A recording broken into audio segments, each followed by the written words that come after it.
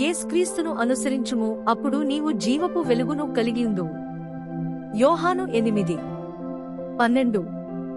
మరల యేసు, నేను లోకమునకు వెలుగును, నన్ను వెంబడించువాడు చీకటిలో నడువక జీవపు వెలుగుగలిగి యుందునని వారితో చెప్పెను. యోహాను 8:2-11.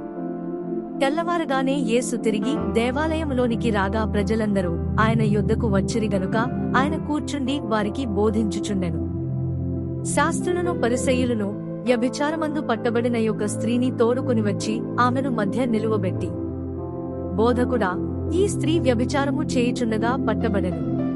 అట్టివారిని రాళ్లు రువ్వి చంపవలనని ధర్మశాస్త్రములో మోషే మనకాజ్ఞాపించెను గదా, ఆయనను నీవేమి చెప్పుచున్నావని ఆయన నడిగిరి.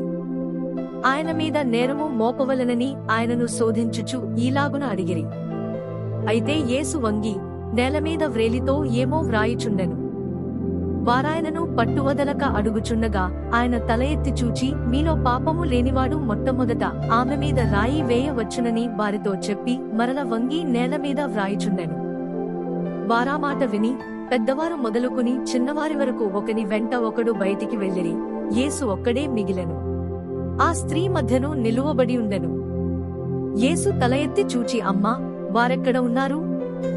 ఎవరునూ నీకు శిక్ష విధింపలేదా అని అడిగినప్పుడు ఆమె, లేదు ప్రభువా అనెను.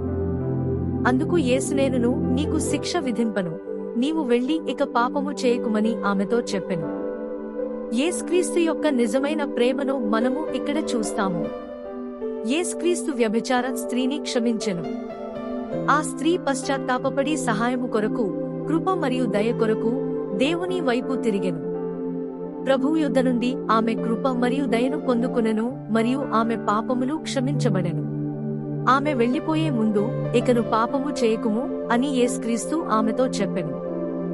యేసుక్రీస్తు ఈ లోకమునకు వచ్చిన నిజమైన వెలుగు. ఒక వ్యక్తి సువార్తను విన్నప్పుడు అతడు తన పాపముల నిమిత్తము పశ్చాత్తాపము నొందును, కలువరి శిలువలో మరణించిన యేసుక్రీస్తుపై తన విశ్వాసముంచును మరియు అతని పాపములు క్షమించబడును. అప్పుడు అతడు తన పూర్ణ హృదయముతో వాక్యము ద్వారా మరియు ప్రార్థన ద్వారా దేవుని వెదకుట మొదలుపెట్టినప్పుడు అతడు పరిశుద్ధాత్మ శక్తిని, దైవిక సహాయమును పొందుకొనును. తద్వారా అనుదినము తనను తాను త్యజించుకుని ఇకను పాపము చేయకుమని యేసుక్రీస్తు ఆ స్త్రీతో చెప్పిన విధముగా పాపమును జయించుటకు సహాయమును పొందును. అప్పుడు ఆ వ్యక్తి నిశ్చయముగా క్రీస్తు మహిమార్థమే జీవించును. మనము యేసుక్రీస్తు వైపు చూచుచు ఆయన వాక్కునకు విధేయత చూపుచు ఉన్నట్లయితే మనము ఎన్నడూ అంధకారములో ఉండము కాని జీవపు వెలుగును కలిగియుందుము. హల్లెలూయా. యోహాను 12:46. నాయందు విశ్వాసముంచు ప్రతివాడు చీకటిలో నిలిచి యుండకుండునట్లు నేను ఈ లోకమునకు వెలుగుగా వచ్చియున్నాను. యోహాను 8:12. యేసు, నేను లోకమునకు వెలుగును, నన్ను వెంబడించువాడు చీకటిలో నడువక జీవపు వెలుగుగలిగి యుండునని వారితో చెప్పెను. 2020 సంవత్సరాల క్రితము యేసుక్రీస్తు ఈ లోకములో జీవించియున్నప్పుడు ఆయన అనేక ఆశ్చర్యక్రియలను చేసెను. రోగులను స్వస్థపరచెను, మృతులను లేపెను, దురాత్మల బంధకములలో నుండి ప్రజలను విడిపించెను, ఇంకా అనేకమైన వాటిని జరిగించెను. పరలోక మార్గమును మరియు దేవునికి ఇష్టమైన మార్గమును ప్రజలకు ఆయన బోధించెను. అనేకుల జీవితాలు తాకబడినవి, మార్పు చెందబడినవి, విడుదల పొందబడినవి మరియు ఆశీర్వదింపబడినవి. అదే యేసుక్రీస్తు నేడు మనతో కూడా ఉన్నాడు. యేసుక్రీస్తు నిన్న, నేడు, రేపు నిరంతరము ఏకరీతిగా ఉన్నాడు. హెబ్రీయులకు 13:8.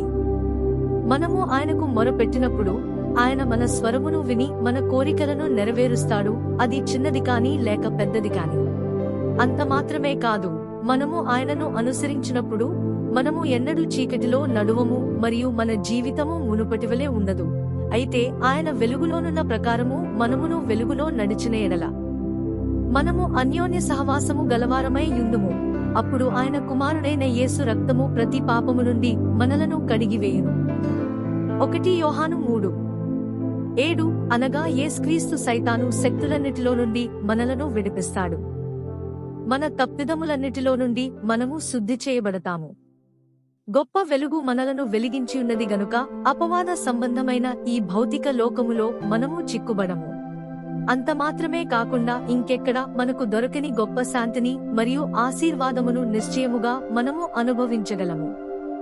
యేసుక్రీస్తునకు మొరపెట్టుడి, అప్పుడు స్వస్థతను, ఆశీర్వాదమును మరియు మీకు అవసరమైన వాటన్నిటినీ పొందుకుంటారు.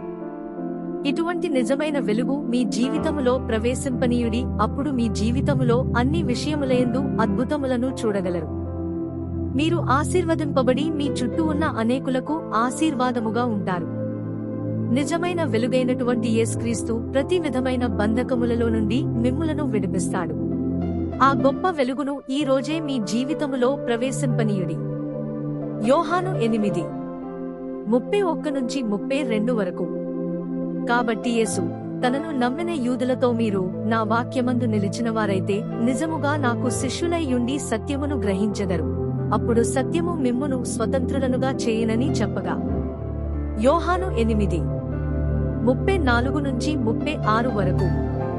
అందుకు యేసు, పాపము చేయు ప్రతివాడును పాపమునకు దాసుడని మీతో నిశ్చయముగా చెప్పుచున్నాను. దాసుడెల్లప్పుడును ఇంటిలో నివాసము చేయడు, కుమారుడెల్లప్పుడును నివాసము చేయును. కుమారుడు మిమ్మును స్వతంత్రులనుగా చేసిన యెడల మీరు నిజముగా స్వతంత్రులై యుందురు. యేసుక్రీస్తు ద్వారా మాత్రమే నీ పాపముల నుండి నీవు విడుదల, పాపాలు, బలహీనత పొందగలవు. నీ బంధకముల నుండి విడుదల పొందగలవు.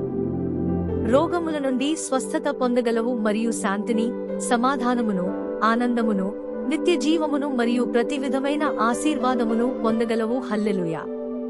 ప్రభువైన యేసుక్రీస్తు మిమ్మును దీవించునుగాక.